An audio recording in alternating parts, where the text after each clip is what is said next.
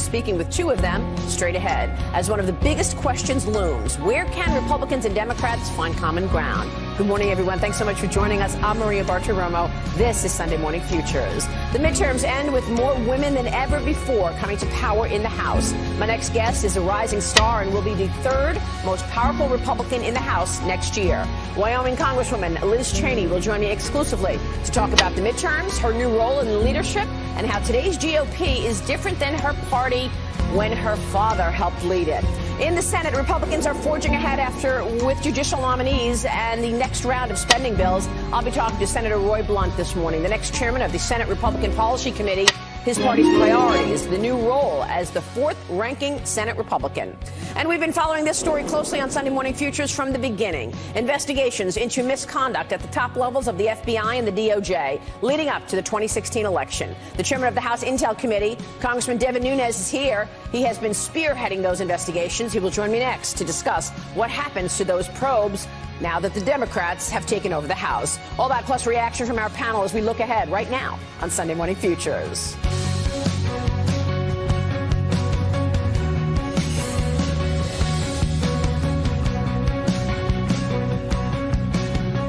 And we begin this morning with House Republicans preparing for their new role in the minority, looking for potential common ground with Democrats. Joining me right now in an exclusive interview, someone who will have a leading role in that process, Wyoming Congresswoman Liz Cheney. She's been elected as the incoming House Republican Conference Chair. That is the #3 leadership position for House Republicans. And Congresswoman, it's good to see you this morning. Thanks so much for joining us. Thanks for having me, Maria. Great to be with you. Congratulations to you. Can you walk us through your priorities as you get set for this new role come January?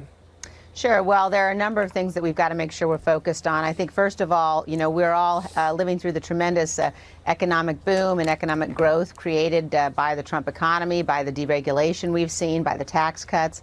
And we've got to make sure that we do everything necessary to prevent the Democrats from reversing course on that. They've made clear that's what they want to do. We've got to, as Republicans in the House, work with the White House, work with our colleagues in the Senate to make sure that doesn't happen. And we've got to take back the majority in 2020. There's no question that continued progress, both on economic security as well as national security, requires that the Republicans take back the House. I think it's terrific to see so many more women moving into these leadership positions. But, when I look at the numbers, it's at least 123 women will be in the next Congress. Only 19 are Republicans. Why do you think that is? Well, we've got to do a better job. There's no question, Maria. We've got to make sure that we are recruiting women candidates, that we're working to get our message out to women and men. But I would just say it's very important for us to recognize that, women make bad policy too. And Nancy Pelosi, obviously, as the leader of the Democrats, is somebody who's in a position has said that she will try to put in place the kind of legislation we know is bad for the country. If you look at the wave of young Democrats, women, many of them who've come in this freshman class, a lot of them are socialists, and they are proposing the kind of socialist economic policy we know is going to be incredibly damaging if it were ever to take hold in this country. So we need to have diversity, but we also need to make sure we understand that just being a woman doesn't mean that you're going to do the right thing, and we've got to fight for the substance and the policies. Well, I think this is a really important point that you make. So what is the issue around Nancy Pelosi right now? Just had a conversation on Fox and Friends with my colleagues about what's been going on within the Democratic Party when you've got Alexandria Ocasio-Cortez, basically telling moderate Republicans, we're coming for you. We want more progressives. We want socialist practices in terms of economic programs. How are you going to deal with that as a party who's trying to come up with moderate economic proposals? And what do you think happens to the Democratic Party? Well, it's very interesting to me. The Democrats right now are focused on this so-called Russia collusion, the Russia threat. I think the real Russia threat, Maria, is when you look at the kind of Soviet-style economic policy that the Democrats in particular, some of the freshmen coming in, are advocating. Government-provided jobs for everybody, government-provided housing for everybody, and you see it in the people that are likely to be their presidential candidates as well. So I think the Democrats are going through a very challenging time, and Nancy Pelosi is working very hard to try to become the next speaker, which means that she's got to kowtow in many ways to that wing of her party. That's not good for the country. So will she be speaker, do you think? Do you think she becomes speaker? Well, I think she's got a tough task ahead of her here, and we'll see what happens. But she certainly is having to placate some very, very radical and socialist is the accurate word for it, views in her party in an attempt to get the votes to do that. Well, and we all know that's not good for the nation. Last week on this program, I spoke with Rhode Island Democratic Congressman David Cicilline. He's running for a leadership position in the House. About the Democratic agenda, I asked him about Republican criticism that the platform for House Democrats is about investigations and potential impeachment of Trump and not much else. Watch this. Democrats ran on a very specific agenda. I helped craft it with my two co-chairs of the Democratic Policy and Communications Committee.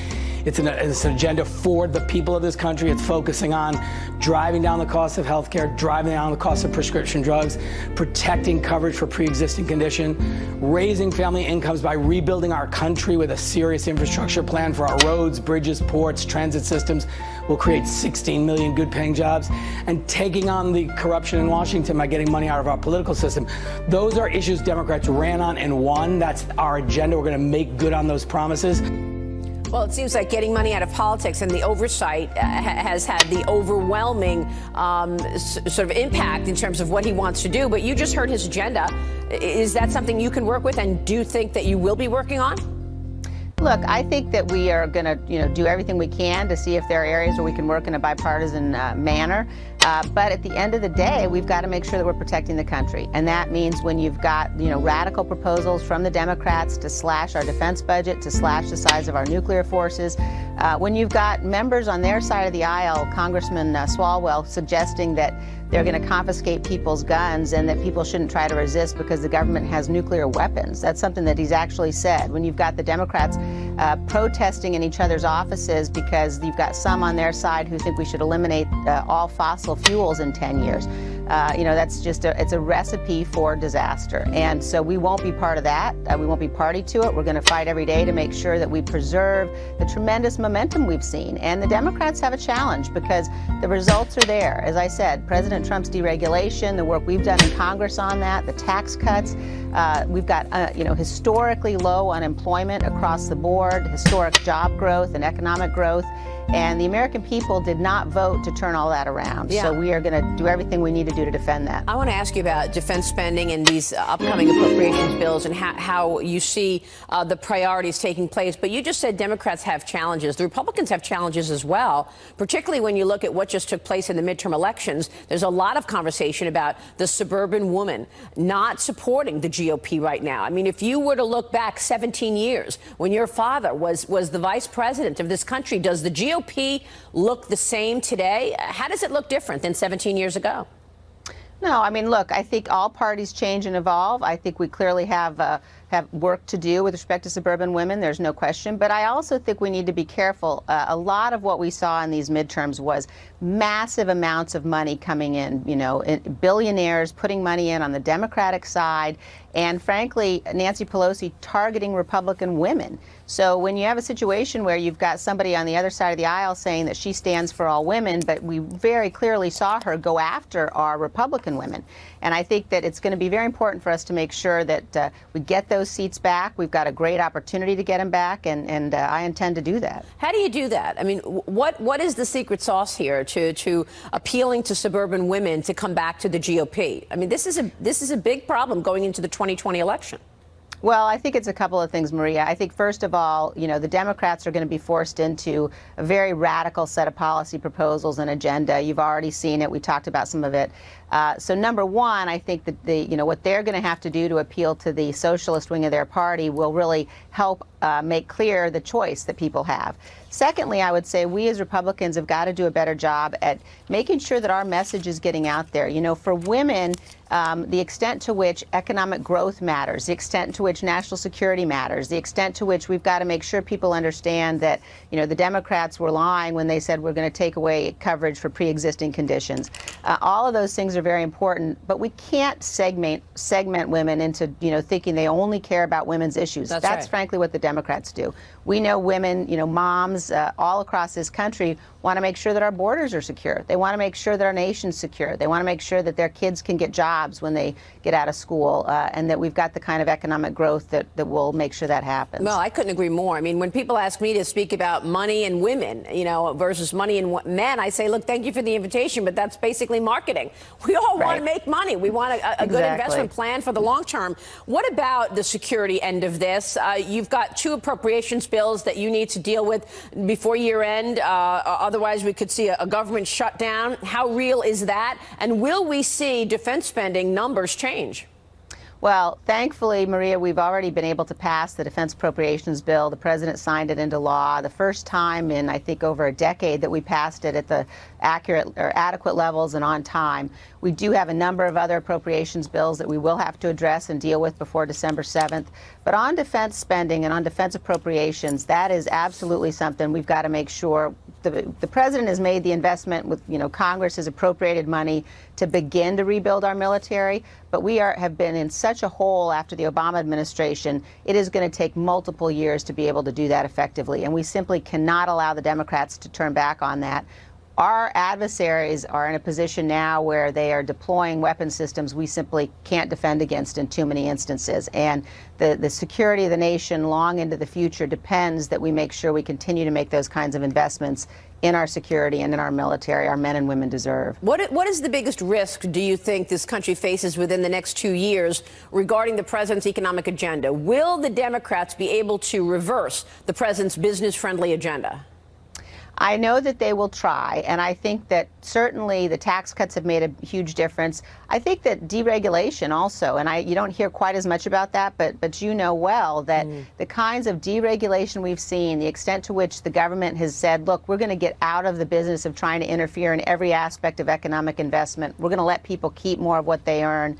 For my home state of Wyoming, deregulation has been tremendous in terms of what we've been able to accomplish with revenue from, oil and gas leases on public lands, our coal industry, our energy industry. So we're going to have to work very hard to make sure that business, that the engine of growth in this economy, our small businesses, continue to know that they've got the support of certainly the Republicans in Washington, and that we're going to block the Democrats. It's to you. Good to see you this morning. Thank you, Maria. Great to be with you. What are the priorities in the new Congress? Well, I think in the new Congress, one of our priorities is going to continue to be to confirm judges.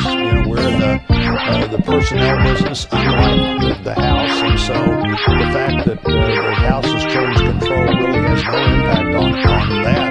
What has impact on that is it looks like there are going to be 53 Republicans in the Senate instead of 51, and you can do a lot more with 53 than 51. You get a little more flexibility to maybe stretch a little bit more on someone that couldn't be appointed if it took absolutely every Republican, but could be if it took almost all the Republicans. So we'll see. We've made great impact on the judiciary branch, not just the 2 Supreme Court seats, but 1 out of 6 of the Court of Appeals judges are now people who've been nominated by President Trump, confirmed by the Republican Senate. We're going to continue this year between now and December 31 to try to clear the calendar of those judges and others who are out of committee, and then try to give the president the team that he needs to implement what he was elected to do. It's been one of the big obstacles that Democrats in the Senate have thrown in our way, something that's never happened before, the denial of a president to have his team, and they have effectively used every tool they had to slow that process down. The judiciary namings probably has been one of the president's biggest accomplishments. I want to get you to talk to us more about that and confirming judicial nominees. What about Senator Flake's resistance? I mean, you talk about the resistance coming from the Dems. It's coming from even within your own party. Senator Flake's resisting in this in order to get Mueller legislation to make sure nobody messes with Robert Mueller's investigation. And to make that, I think, even more concerning, there's really nobody threatening to mess with the Mueller investigation. Almost all of my colleagues, my Republican colleagues in the Senate, along with me, have publicly and repeatedly said how important it is to let that investigation go forward. Let's get it behind us. Let's not stop and have to start again.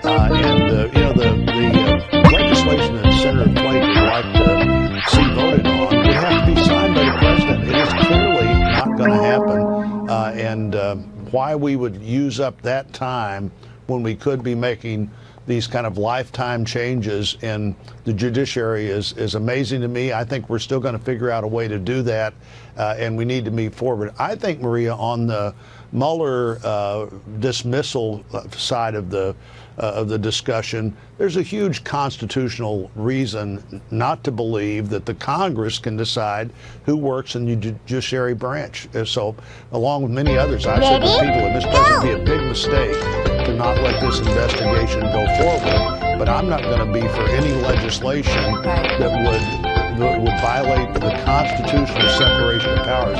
If we wanted to have somebody the president couldn't fire, there's a way to do that. It was called the independent counsel, and that didn't turn out to be, in any case that I'm aware of, a very helpful thing. Well, I want to get back to this because I want to ask you about all of these investigations coming and how you're going to deal with it. But let me stay on the judiciary for a moment. Do you expect the president will have an opportunity to name a third Supreme Court justice before Election Day 2020?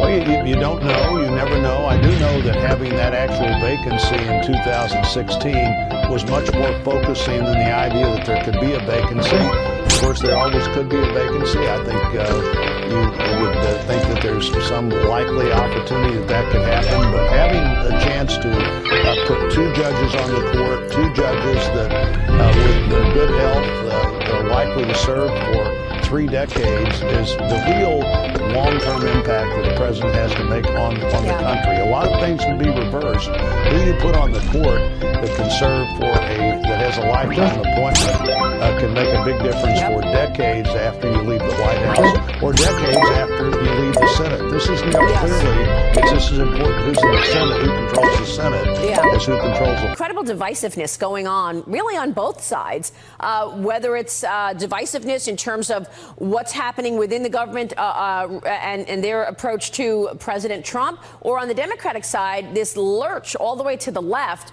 Look at Claire McCaskill in your state losing to Josh Hawley and basically saying, look, I'm not a crazy Democrat, and calling out her colleagues for going so left. Your reaction to Claire McCaskill's loss? Well, in a state like ours, where I think voters have gotten more conservative as a group over time, but still a lot of voters in the middle, I think Claire's message was pretty important for our voters to hear. But it was with the backdrop of a state where the president is probably as popular as he is anywhere. His approval ratings much higher in Missouri on Election Day this time than they were when he was elected president in 2016. And his efforts for Attorney General Hawley, his efforts in Senate races around the country exceeded anything that I think any president has ever done as a campaigner for a ticket that their name was not on. And it made a difference in Missouri. It made a difference in these other states as well. It's one of the reasons that while we lost seats in the House, our margin in the Senate is going to go up, and that gives us some ability in the Senate that we wouldn't have had otherwise to do things that let the president have the team he needs to put his agenda in place. Do you expect the president's tone to change or shift in any way?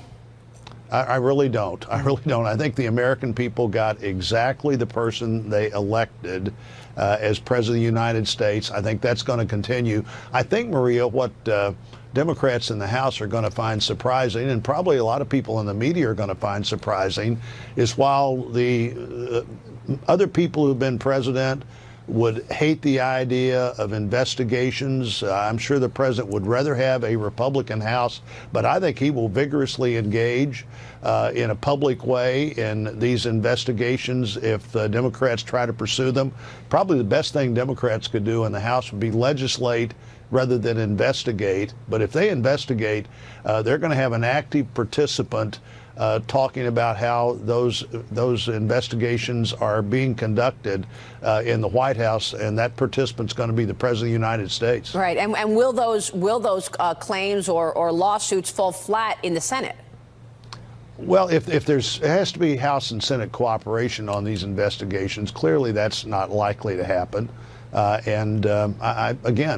think you're just going to see a level of engagement in past White Houses. If the Congress is investigating something, generally the White House message was fully cooperate, don't have much to say about this.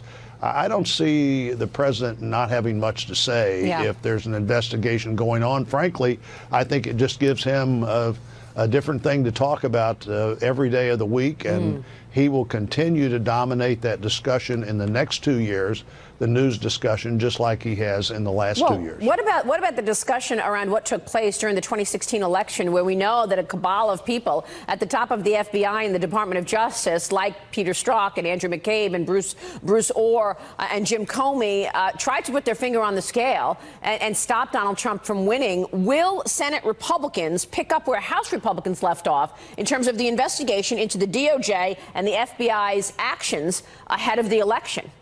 We know I'm on the House Intel Committee. We've been dealing with the Russian issues from the 2016 election, the Russian issues.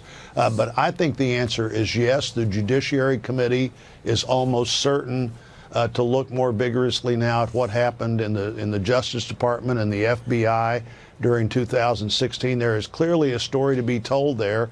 Part of that story is things that have been classified, that if you get to see that classified material, you wonder what in the world about this is classified in a way that the American people couldn't know about it. I think before this is over, they're likely to know what's in those so-called classified documents, and they'll be surprised. Yeah, we're going to talk with Devin Nunes coming up about that in terms of that investigation. Right. Real quick, let me get back to business and appropriations. I spoke with the chairman and CEO of Boeing, who had some important comments, certainly about the Lion Air crash, but also about defense spending and what he's expecting in the next couple of years. I want to see if you agree with this. Listen to this. We see the defense budget here in the U.S. being sustained, and if you look back a couple of years when we were in the middle of sequestration, we feel like we're in a stronger budget position now on both sides of the aisle. So we look to the U.S. defense budget to remain strong, but we also see growth around the world. Today, about a third of our defense backlog is outside of the U.S. Interesting that a third of the backlog is outside the United States, but what are the priorities from your standpoint in terms of defense spending? We know the headquarters for the Boeing defense operations in St. Louis. We're proud of the workers there and proud of what happens there in our state and in our neighboring states. Certainly, we do see more of a commitment to long-term planning in terms of defense, where you not only have some orders for this year, but also orders in future years, so you can keep that line open in a more efficient way. We got way behind in the previous decade, the Obama decade, in our defense capacity. It's showing, and everybody who understands the military knows we've got some significant catching up to do, and I think we began that in a significant way this year, but we are committed to maintain that as a Senate and I believe as a country, and look forward to the importance of doing that, and also being sure that we're doing what we need to have the kind of investments to protect the military advantage we have. What the Chinese particularly are doing with their efforts to try to get inside our systems more effectively than we can defend our systems would lose our significant military advantage if we let that happen, and we can't let it happen. Again, we never want Americans to be in a fair fight. We want them to be in an unfair fight with every advantage on their side, and what we do in the next couple of years is likely to determine whether that continues to be the case or not. Yeah, important story in the LA Times today titled, "China has taken the gloves off in its thefts of U.S. technology secrets." And that's impacting the military as well. We're going to get into that coming up next with Devin Nunes. But real quick on that, do you think China's behavior is going to change anytime soon? I have no reason to believe it's going to change anytime soon. And where the president's talked about our trade relationship with China generally, also that discussion goes into what's happening with the military, what's happened with the military, where all of our investment in technology, all our investment in new defense systems has in so many cases been stolen by the Chinese, and then they take their money and try to build on top of what we've already done to figure out how to impact it. At least 79 people dead. Nearly 1,300 are still unaccounted for. I want to bring in House Intelligence Committee Chairman and California Republican Congressman Devin Nunes. He's coming to us from the World Ag Expo in Tulare, California once again. And Congressman, it's good to see you this morning. Thanks very much for joining us. Great to be with you, Maria. And you are situated between the two fires. Can you tell us First off, what you're seeing where you are in terms of the air quality, the smoke. I know you're not right there, but yesterday the president did tour the campfire, which is responsible for the majority of these deaths. He was with Majority Leader Kevin McCarthy and some other state officials looking at the damage, where officials there said that it was the fire was moving the distance of a football field a second, the worst fire in California history. Thanks, Maria, and thanks for asking about that. It is horrendous here in terms of what the fires have done just to our air quality alone. So even though I'm several hours from the major fire, the Camp Fire, you can actually see the smoke in the air. You can smell the smoke. A lot of high school football games and college football games were canceled or delayed all over the state. The Camp Fire hits close to home. I have a cousin that lived in Paradise, him and his wife. Their house is now gone. My uncle had to take a motorhome, a used motorhome, up to Chico, where you now see a lot of people camped out that are living in the town of Chico, which is not far from Paradise. So the tragic part about all of this is, Maria, that years ago we had timber mills all over this state. We used to go up into the forest and we used to take this wood out. Right. And I think what American people need to know is that if you don't remove the wood and the brush, eventually it burns. There's only two ways to remove it. Either you forcefully pull it out or it gets set on fire. And so if you don't go up there and do controlled burns, or if you don't bring the timber industry back, these fires are going to become more and more prevalent. And that's why it's very frustrating to hear the left that for years have blocked the access to these forests off. So you no longer build fire breaks. You no longer go up and take the trees that have fallen and remove them. And so what that is that's actually fuel. And once it ignites, it burns really hot and it moves really fast. And then tragic things happen like we have here. And it's horrible. This is probably going to be one of the biggest catastrophes in California's history. Of course, yes, absolutely. So you're saying it is partly policy and the lack of follow through in terms of cleaning up these forests as anything else as a reason. We don't have the actual reason for why these fires have been set. And you think part of it is this lack of policy? Well, 100%. Yeah. So if you have a community that you build in California that's either surrounded by forest or surrounded by grasslands, the first thing that should be of utmost priority is to ensure that you have a barrier built around there. And that only happens by making sure that you allow cattle to graze on the grazing land again, and you remove timber that's fallen. Understood. Let me move on, Congressman, and ask you about your investigation. We have been with you for the entire year following your moves from the Intel Committee in terms of investigating the FBI and the DOJ and this number of people, the small number of people at the top of those agencies who tried to stop Donald Trump and exonerate Hillary Clinton, as you have said many times on this program. Now you've got the Democrats holding the majority in the new Congress in January. What will happen to your investigation? Well, we largely are done. So a lot of people don't understand that, but we finished our investigation. So we have 3 buckets of information that we want declassified. We now have a 4th bucket that we want declassified. The president has called for 3 of those 4 to be declassified. We sent a list of about 40 names to our Russia task force that Chairman Goodlatte and Chairman Gowdy are heading up. Likely they're not going to get through those names because they just haven't had enough time. But look, this begs an investigation by the Department of Justice. So either the Department of Justice under new leadership can actually go in and investigate these cast of dirty cops, is really what they were, and their connections to the Russians and their connections to the Clinton campaign. Either it's a special counsel or the DOJ has to do that. That's the way that this is going to be solved, because, our committee, I'm very proud of the work we've done. We unearthed all of this information. The American people now know that the Trump campaign was unmasking American citizens.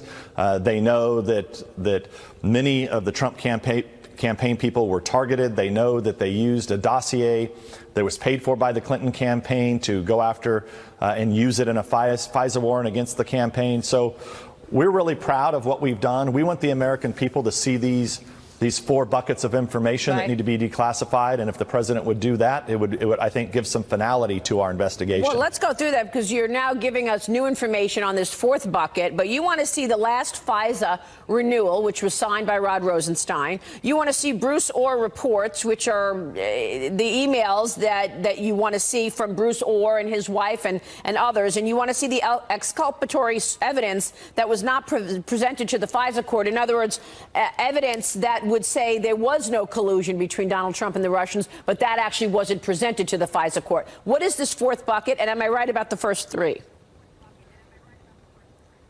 Yeah, so the first 3, you're right on. We've been calling for those for many months. The president actually directed them to be done. And then you had Rod Rosenstein, who convened a meeting to stop that and get that kicked to the IG. But that's not a workable solution. We have let the White House know that that's not going to work. That will just bury this, and none of it will ever be declassified.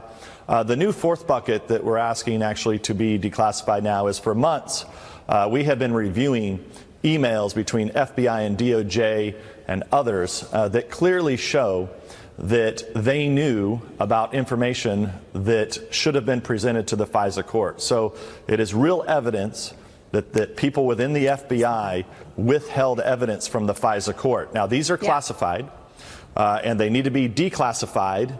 We have been asking, this went to the highest levels, even above myself. It went as high as the Speaker. The Speaker's have been requesting the Department of Justice to give us these emails, to make as many public as possible. Yeah. And still, even though we know what's in those emails, a lot of them are still redacted. Well, so they're still refusing to give Congress, even in a classified setting, this information. I asked David Cicilline about this last week. He, of course, is a Democrat congressman on the Judiciary Committee, and he's the co-chair of the Democratic Policy and Communications Committee, so he's in leadership. Here's what he said about the FISA court.